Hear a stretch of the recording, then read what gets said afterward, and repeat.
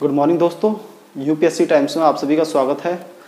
दोस्तों आज से हम इतिहास की क्लासेस को स्टार्ट करने जा रहे हैं और ये जो इतिहास की क्लासेस होंगी उसमें हम इतिहास की शुरुआत से चर्चा करेंगे और धीरे धीरे वन बाय वन हम पूरे सिलेबस को कवर करेंगे। और इसके साथ साथ ये क्लासेस आपके लिए स्पेशल इसलिए होंगी क्योंकि इस क्लास में अब तक यूपीएससी या स्टेट पीसीएस में जिस प्रकार के प्रश्नों को पूछा गया है उनको भी हम डिस्कस करते हुए चलेंगे। मतलब आपकी लेखन शैली के लिए क्या बेहतर हो सकता है, क्योंकि हम जैसा कि जानते हैं कि यूपीएससी या फिर स्टेट पीसीएस में मेंस में लेखन शैली का बहुत बड़ी भूमिका होती है, बहुत बड़ा रोल होता है।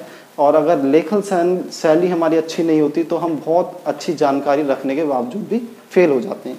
तो दोस्तों यहाँ पर क्लास की स्पेशलिटी इस चीज़ की रहेगी कि हम यहाँ पे नॉलेज के बारे में, इंफॉर्मेशन के बारे में, कॉन्सेप्ट के बारे में तो चर्चा करेंगे। इसके साथ साथ हम हर चैप्टर से जो भी क्वेश्चन अब तक पूछे गए स्टेट पीसीएस में या यूपीएससी में उनको भी कवर करने का प्रयास करेंगे। और इसके साथ साथ आपको जो जानने का मौका मिलेगा, क्वेश्चंस के प्रारूप को जानने का मौका मिलेगा, किस तरह से क्वेश्चंस को बनाया जाता है, क्वेश्चंस को किस तरह से लिखा जाता है, ये सब आप सीखेंगे।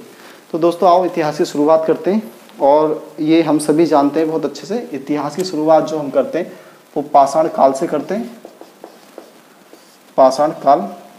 और इस कक्षा में हम पाषाण काल को अच्छे से समझेंगे और पाषाण काल के सभी आयामों को अच्छे से जानने का प्रयास करेंगे। दोस्तों पाषाण काल, इसका मतलब क्या होता है? पाषाण काल को अगर हम पाषाण का अर्थ देखें तो पाषाण का अर्थ होता है पत्थर और काल का मतलब होता है समय। मतलब एक ऐसा समय जिसे पत्थरों का समय कहा गया।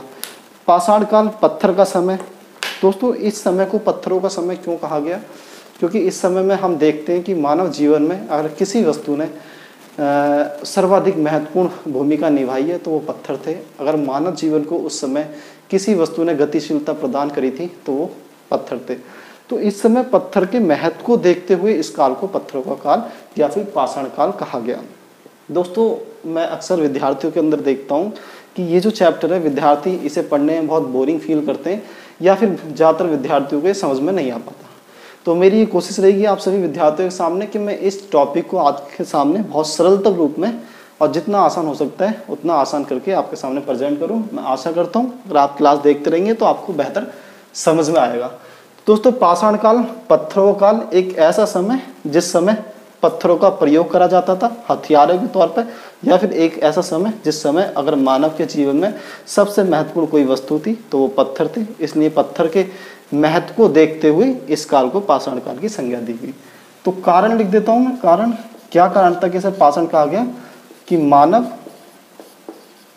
जीवन में पत्थरों के महत्व को देखते हुए, मानव जीवन में पत्थर के महत्व को देखते हुए इस काल को पाषाण काल की संज्ञा दी गई। तो मानव जीवन में पत्थर के महत्व को देखते हुए इस काल को पाषाण काल की संज्ञा दी गई। अब पाषाण काल की संज्ञा दे दी मानव जीवन। अब हम देखते हैं कि पत्थरों का क्या महत्व था। मानव जीवन में उस समय पत्थरों का ऐसा क्या महत्व था कि पत्थरों के महत्व को देखते हुए उस समय को पत्थरों का काल कहा गया। तो दोस्तों हम कह सकते हैं कि पाषाण काल मानव इतिहास का वो काल था जब मानव एक जानवर का जीवन व्यतीत करता था। मानव पूर्ण रूप से आज के मानव जैसा नहीं था।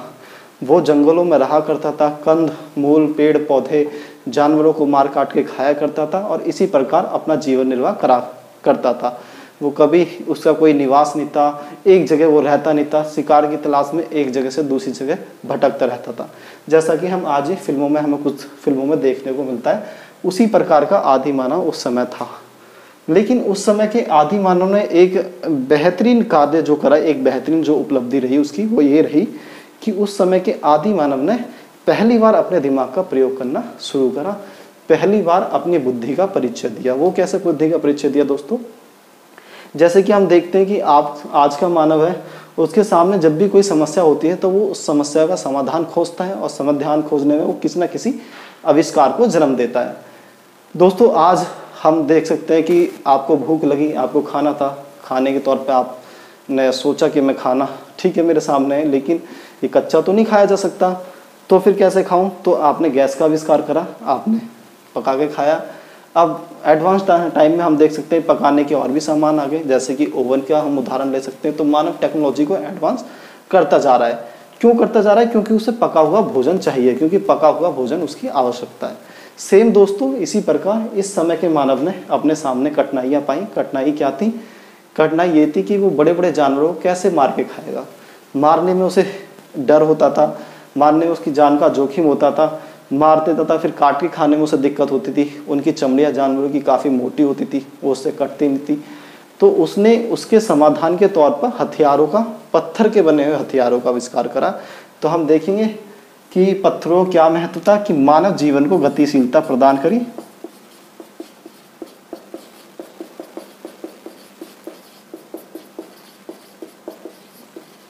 मानव जीवन को गतिशीलता प्रदान करी। मतलब जो मानव कभी अपना पूरा समय एक जानवर को मारने में, उसका शिकार करने में व्यतीत कर देता था, अब वो मानव आसानी से शिकार कर सकता था जानवरों को और बिना किसी जोखिम के शिकार कर सकता था। जब वो आसानी से शिकार करने लायक हुआ और बिना किसी जोखिम के शिकार करने लायक हुआ, तो उसने दूसरी चीज़ों पर भी अपना ध्यान केंद्रित करना शुरू करा।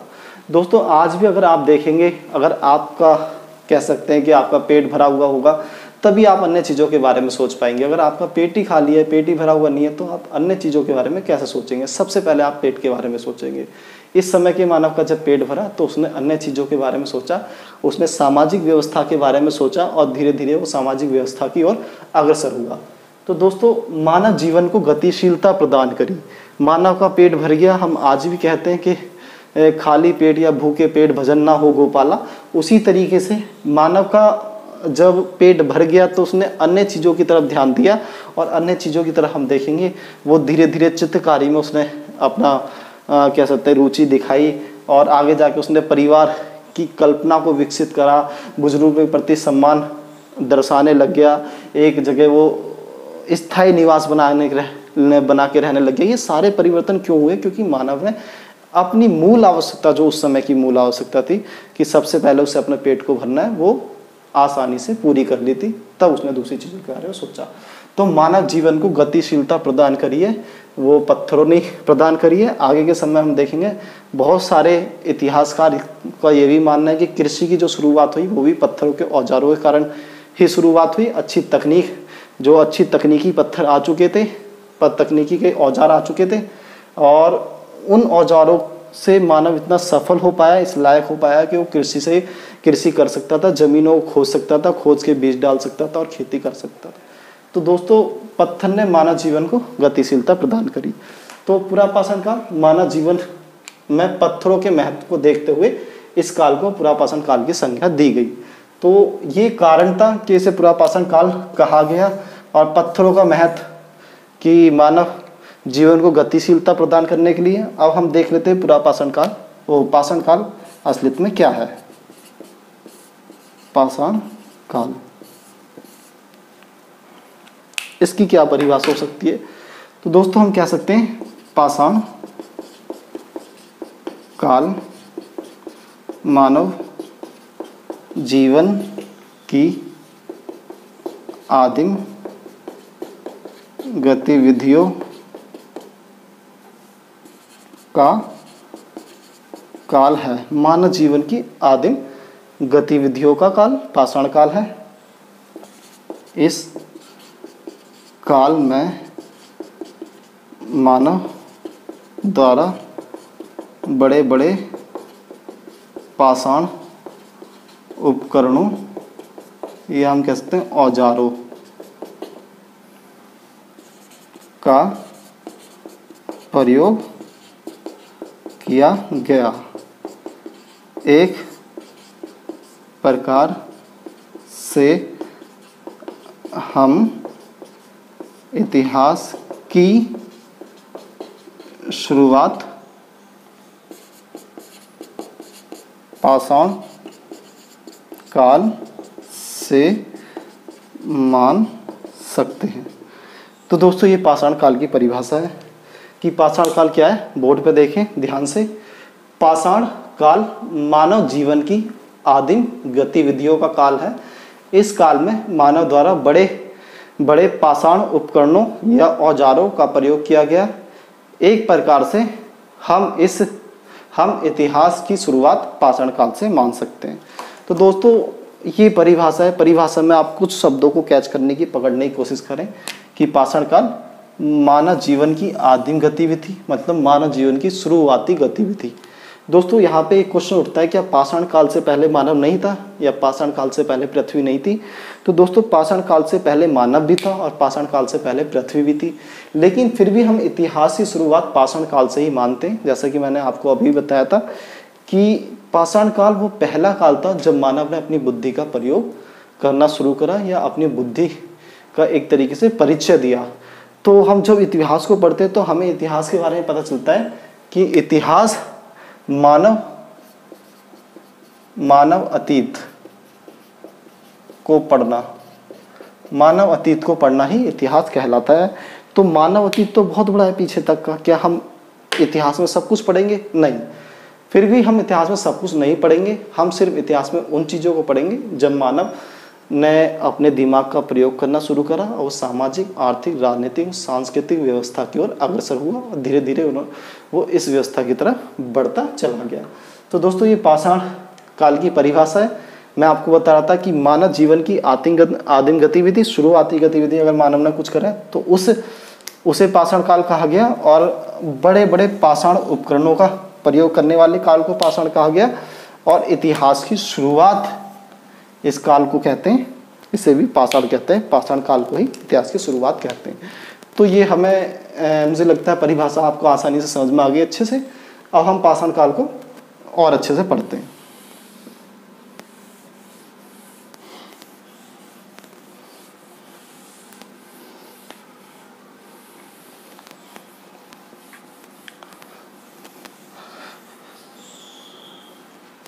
दोस्तों यहाँ हम देखेंगे कि पाषाण काल को कुछ भागों में विभक्त करा गया है, कुछ भागों में बांटा गया है।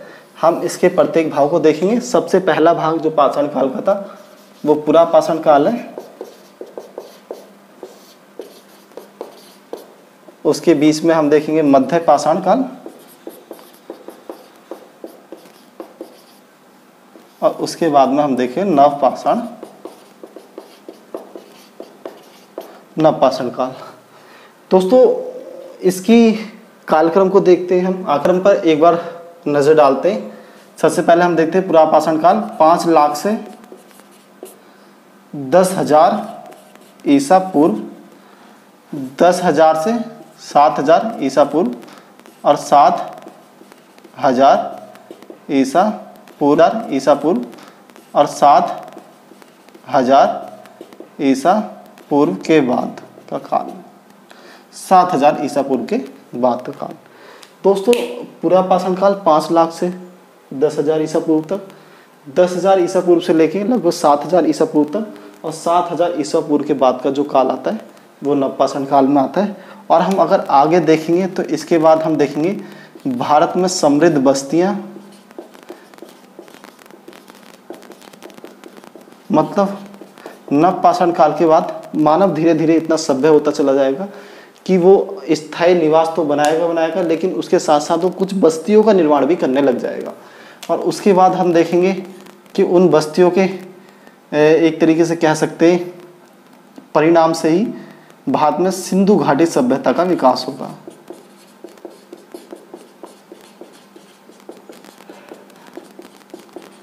और उसके बाद फिर हम देखेंगे आर्यों का आक्रमण, वैदिक काल, उत्तर वैदिक काल, बौद्ध धर्म, जैन धर्म, महाजनपद। तो देखेंगे हम किस तरीके से मानव एक जानवर स्वरूप से धीरे धीरे आगे बढ़ता बड़े बड़े साम्राज्यों की स्थापना करेगा। दोस्तों इतिहास में ये बहुत जरूरी होता है कि आप सभी विद्यार्थियों की लिंकिंग जो कैपेसिटी होती है, किसी चीज़ को, सब्जेक्ट्स को आपस में लिंक करने की जो समझ होनी चाहिए वो बहुत स्ट्रांग होनी चाहिए, तभी आप यूपीएससी के क्वेश्चनों को अच्छे से हैंडल कर पाएंगे। तो यहाँ पर आप इन चीज़ों को ध्यान रखना बहुत अच्छे से कि पूरा पाषाण काल, मध्य पाषाण काल और नव पाषाण काल के बारे में जब हम आगे पढ़ेंगे तो हमें पता चलेगा कि भारत में कुछ समृद्ध बस्तियों का निर्माण हुआ, और उन समृद्ध बस्तियों के निर्माण का ही परिणाम होगा कि भारत में सिंधु घाटी सभ्यता का जन्म होगा, एक उन्नत सभ्यता का। बहुत सारे विद्वानों का ये कहना होगा कि सिंधु घाटी सभ्यता का जन्म अकस्मात हो गया, एकदम से हो गया, अचानक हो गया। यहाँ पर आपको उस कह सकते हैं कि क्वेश्चन का आंसर मिल जाएगा कि सिंधु घाटी सभ्यता का आखिरकार उद्भव किस वजह से हुआ, क्या कारण रहे।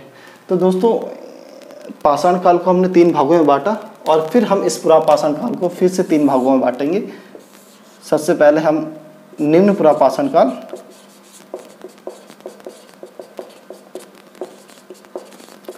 उसके बाद दोस्तों मध्य पुरा पाषाण काल,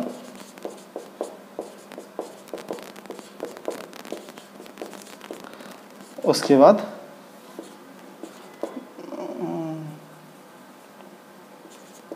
उच्च पुरा पाषाण काल। दोस्तों पुरा पाषाण काल को हमने 3 हिस्सों में बांटा, उसकी हमने अवधि देख ली। उसके बाद फिर हमने पुरा पाषाण काल को 3 हिस्सों में बांटा, उसकी अवधि हम अब देख लेते हैं। ये हमारा 5 लाख से 50,000 ईसा पूर्व, ये हमारा 50,000 से 40,000 ईसा पूर्व, और ये हमारा 40,000 से 10,000 ईसा पूर्व। तो देख लिया, इसी टाइमिंग के अंदर 3 काल और थे। सबसे पहले पाषाण काल को फिर हमने 3 भागों में डिवाइड करा और उसके बाद पूरा पाषाण काल को फिर से हमने 3 भागों में बांट दिया। दोस्तों आखिरकार ये विभाजन का आधार क्या था, हमने इन्हें 3-3 भागों में क्यों बांटा, तो हम एक बार इस चीज़ के देख लेते हैं कि क्या था विभाजन का आधार, आखिर किन कारणों से हमने इनको 3 हिस्सों में बांटा। तो विभाजन का आधार दोस्तों हम देखते हैं कि पहला जो विभाजन का आधार था वो था जलवायु में परिवर्तन, अर्थात जलवायु का शुष्क होना।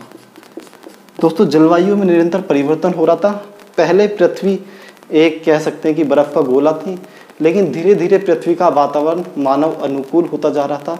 ऐसा वातावरण होता जा रहा था कि मानव उसमें आराम से सरवाइव कर सके। और दूसरी चीज औजारों के स्वरूप में परिवर्तन। दूसरा दोस्तों औजारों के स्वरूप में परिवर्तन।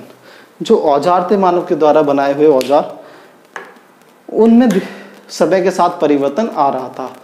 पहले जो मानव ने औजार बनाए थे वो काफ़ी थोथे हुआ करते थे, मोटे औजार हुआ करते थे, धारदार नहीं थे और बहुत अकुशल औजार थे। बहुत हम उन्हें दक्ष या फिर बहुत ज़्यादा स्मार्ट औजार नहीं कह सकते।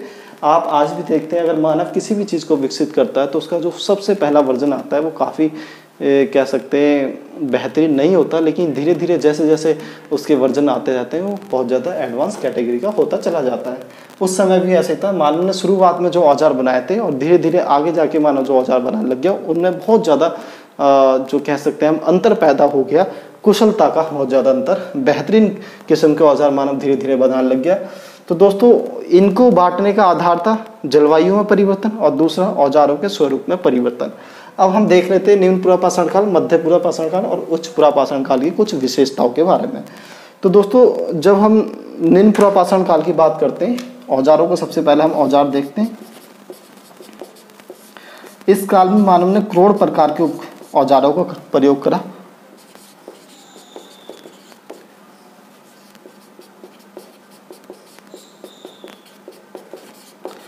करोड़ प्रकार के औजारों का प्रयोग करा। करोड़ प्रकार के औजारों को हम कह सकते हैं अकुशल, मोटे, थोथे प्रकार के औजार थे जिनमें बहुत ज़्यादा धार नहीं हुआ करती थी। उसके बाद अगर हम देखें मध्य पुरा पाषाण काल में तो हम देखेंगे शल्क प्रकार के उपकरणों का प्रयोग होगा।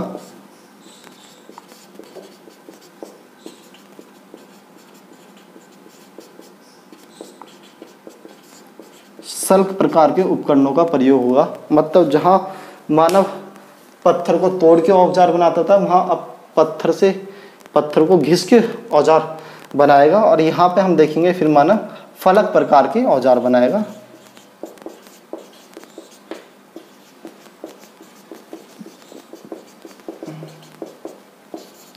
फलक प्रकार के औजारों का प्रयोग रहेगा। दोस्तों एक बार बोर्ड पे देखें ध्यान से, निम्न पुरा पाषाण काल, इस काल में मानव जो औजार बनाता था करोड़ प्रकार के औजारों का प्रयोग चल रहा था इस काल में मानव के द्वारा। मध्य पुरापाषाण काल पे आते हैं तो शल्क प्रकार के उपकरण आए, जहाँ पे मानव पत्थर से पत्थर को तोड़कर उपकरण बनाने लग गया। अगर हम फलक प्रकार के उपकरणों को देखें तो उच्च पुरापाषाण काल में मानव फलक प्रकार के उपकरणों को बनाने लग गया था। अब दोस्तों इस काल के उपकरणों में हम देखें तो चॉपर, चॉपिंग, हस्त कुठार, हाथ की कुल्हाड़ी, विदारणी या फिर विदारणी, ये दोस्तों इस समय के प्रमुख औजार थे। चॉपर, चॉपिंग, हस्त कुठार और विदारणी, यही औजार लगभग इस समय भी चलते रहे। लेकिन इस समय आके औजारों में थोड़ा सा परिवर्तन होगा कि इस समय जो फलक औजार होंगे इनका प्रयोग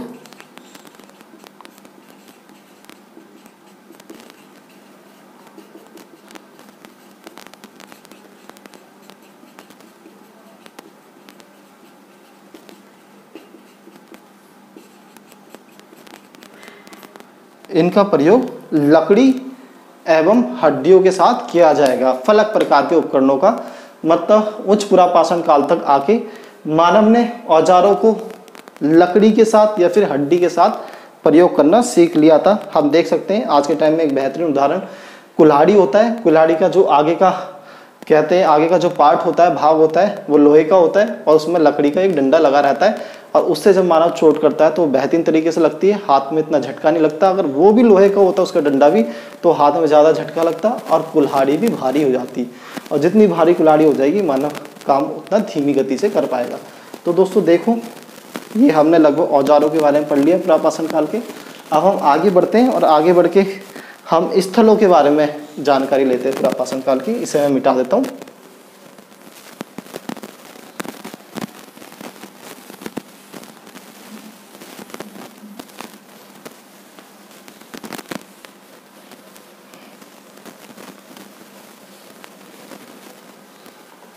दोस्तों अभी हम पाषाण काल का पुरापाषाण काल पढ़ रहे हैं। औजारों को हमने देख लिया, अब महत्वपूर्ण स्थलों को देख लेते हैं।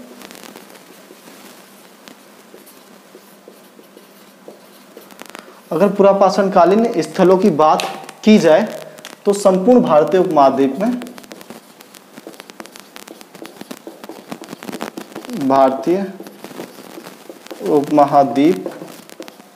में ये औजार पाए गए, मतलब संपूर्ण भारतीय उपमहाद्वीप में पुरापाषाण काल के साक्ष्य हमें मिलते हैं। दूसरा, अगर अपवाद देखें तो गंगा यमुना दोआब के निकट एक स्थान ग्वालियर के पास कालपी व केरल से हमें इस काल की जानकारी नहीं मिलती है। तो दोस्तों स्थलों के बारे में बात करी जाए तो संपूर्ण भारतीय उपमहाद्वीप में पुरापाषाण काल से जुड़ा हुआ हमें कुछ ना कुछ मिलता है। लेकिन अपवाद स्वरूप में देखा जाए तो गंगा यमुना दोआब के निकट एक स्थान ग्वालियर के पास कालपी व केरल से हमें इस काल की जानकारी नहीं मिलती है। इस काल का कोई भी साक्ष्य नहीं मिलता है। तो दोस्तों देख लिया हमने, ये हमारा पुरापाषाण काल था। एक हम और बात करें तो पुरापाषाण काल के बारे में, तो एक स्थान महत्वपूर्ण नेवासा। नेवासा दोस्तों ये स्थान है जिसे मध्य पुरापाषाण काल का प्रारूप स्थल कहा गया। पुरापाषाण काल का प्रारूप स्थल माना गया। मध्य पुरापाषाण काल का प्रारूप स्थल माना गया। आगे बढ़ते हुए दोस्तों हम बात करेंगे समाज या मानव जीवन के बारे में।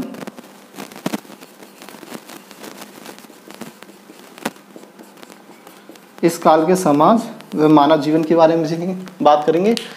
तो मानव शिकारी एवं खाद्य संग्राहक के रूप में जीवन व्यतीत करता था। खाद्य या फिर भोजन की तलाश में एक स्थान से दूसरे स्थान भटकता था। खाने की तलाश में या भोजन की तलाश में एक स्थान से दूसरे स्थान मानव भटकता था और शिकारी या खाद्य संग्राहक के रूप में जीवन जीता था। शिकारी जानवरों को पकड़ता था, मारता था और खाता था। खाद्य संग्राहक जो बच जाता था उसे रख लेता था, आगे जाके खाएगा उसे। और खाने की तलाश में एक स्थान से दूसरे स्थान भटकता था। और हम कह सकते हैं कि ये लगभग मानव जीवन था। थोड़ा सा एक समाज के मानव समाज के बारे में एक और अगर हम पॉइंट को देखें तो क्या आ सकता है। हाँ दोस्तों, एक हम कह सकते हैं कि इस समय का जो समाज था समता मूलक समाज में मानव द्वारा एक समता मूलक समाज में मानव द्वारा अपनी उपस्थिति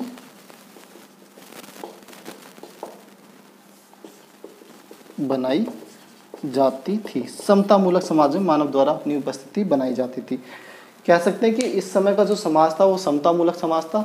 समता मूलक समाज से दोस्तों हमारा जो अर्थ है, जो हमारा आशय समता मूलक समाज से, वो ये है कि इस समय का जो मानव था वो एक ऐसे समाज में रहता था जिस समाज में कोई बड़ा नहीं था, कोई छोटा नहीं था। आज आप देखेंगे आज के समाज में कोई प्रधानमंत्री है, कोई राष्ट्रपति है, कोई मुख्यमंत्री है, बड़ी से लेकर छोटी पोस्ट सारी हमारे सामने है। कोई अमीर है, कोई गरीब है।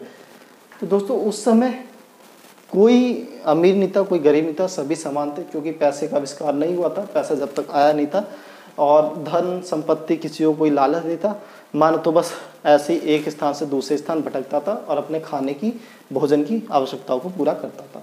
तो समता मूलक समाज में मानव द्वारा अपनी उपस्थिति बनाएगी, ये हम खासकर इसका समाज कह सकते हैं और इससे ज़्यादा कुछ है नहीं। एक चीज़ और हम देख लेते हैं जो एक स्थली है कि थोड़ा सा इसे मिटा के आगे बढ़ते हैं।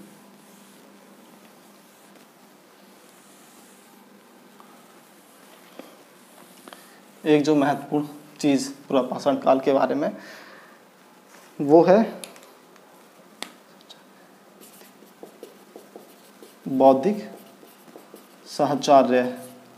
बौद्धिक साहचर्य का मतलब होता है दोस्तों इस समय के मानव ने जो एक महत्वपूर्ण कह सकते हैं अपने बारे में एक महत्वपूर्ण जो कार्य करके दिखाया इस समय के मानव ने, वो महत्वपूर्ण कार्य था कि उसमें बौद्धिक साहचर्य मतलब प्रकृति के साथ अपने संबंधों को स्थापित करना शुरू किया। वह प्रकृति को समझने की शुरुआत की। वह प्रकृति को समझने की शुरुआत की। दोस्तों इस समय के मानव ने प्रकृति के साथ अपने संबंधों को स्थापित करना शुरू किया। वह प्रकृति को समझने की शुरुआत की। दोस्तों हम कह सकते हैं कि इस समय का जो मानव था उसने धीरे धीरे ये समझना शुरू कर दिया कि प्रकृति में ये जो चीज़ है, कौन सी चीज़ मेरे उपभोग की है, कौन सी चीज़ मेरे खाने की है, कौन सी चीज़ मेरे पीने की है और कौन सी चीज़ मेरे ऐशो आराम की है। दोस्तों मैंने आपको बताया था जब मानव या कोई भी जब किसी का पेट भरा हुआ होता है तभी वो अन्य चीज़ों के बारे में सोचता है। हम इस समय के मानव के बारे में एक महत्वपूर्ण चीज़ देखेंगे कि प्रकृति के साथ उसने अपने संबंधों को बनाया। वो अब प्रकृति से इन चीज़ों को देखने लगा कि ये चीज़ मेरे लिए अच्छी है, ये चीज़ मेरे लिए बेकार है, या फिर वो इस चीज़ को समझने लग गया कि ये चीज़ सुंदर है और ये चीज़ बदसूरत है। तो ऐसा ज्ञान मानव के अंदर आना ये एक बड़ी उपलब्धि थी कि मानव ने प्रकृति को समझा कि प्रकृति में बहुत सारी चीज़ें सुंदर हैं, बहुत सारी चीज़ें बेकार हैं। हम ऐसा कैसे कह सकते हैं? तो उदाहरण के तौर पर दोस्तों ये मानव की उस समय के मानव की एक बड़ी उपलब्धि रहेगी कि महाराष्ट्र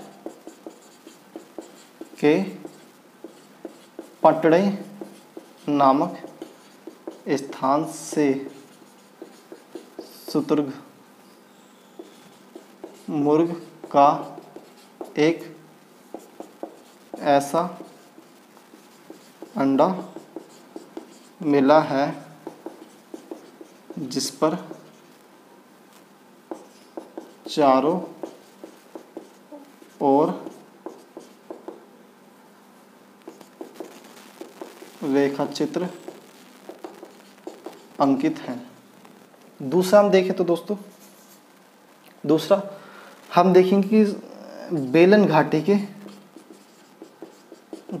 के लोहंदा नाला व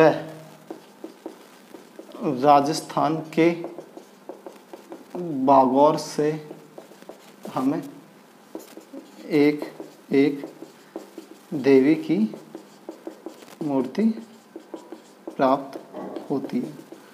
तो दोस्तों मानव की उस समय के मानव की महत्वपूर्ण उपलब्धि, हम कह सकते हैं कि उस समय का मानव सिर्फ खाने के लिए ही अपना जीवन नहीं जीता था।